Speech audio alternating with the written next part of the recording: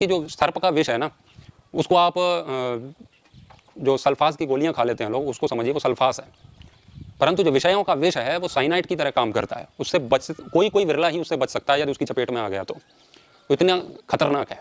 अब कौन कौन से विष हैं? तो शरीर पर प्रभाव डालने वाले तो आप जानते ही हैं, लेकिन जो मन पर प्रभाव डालने वाले जो विष हैं वो है विषय, जिसको ग्रंथकार कहते हैं कि विषस्य विषयाणाम च दृश्यते महदंतरम उपभुक्तम विषम हंति विषयाः स्मरणादपि। तो विष और विषय में, दोनों में इतना अंतर है जितना भूमि और आकाश में, बहुत बड़ा अंतर है। जो विष है उसको तो खाने से ही मृत्यु होती है, परंतु जो विषय है उनका स्मरण मात्र से ही आपकी मृत्यु होती है, मृत्यु की ओर जाते हैं।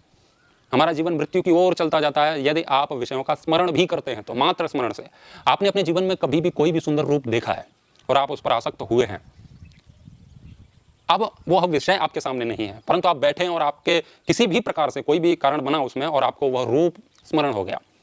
अब आपकी इच्छा हुई नहीं उसको फिर से देखना।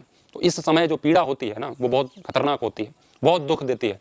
और जो स्मरण से जो उस विषय का जो विष हमारे अंदर गया है ना, वो हमारे पूरे मन और मस्तिष्क को विषैला कर देता है। और इसकी औषधि बहुत कठिन है मिलना, क्योंकि सत्संग और विवेक ऐसे ही किसी को नहीं मिल जाते हैं। सत्संग से ही विवेक आएगा, तो सत्संग नहीं मिलता, सदग्रंथ नहीं मिलते, गुरु नहीं मिलते, अच्छा वातावरण नहीं मिलता।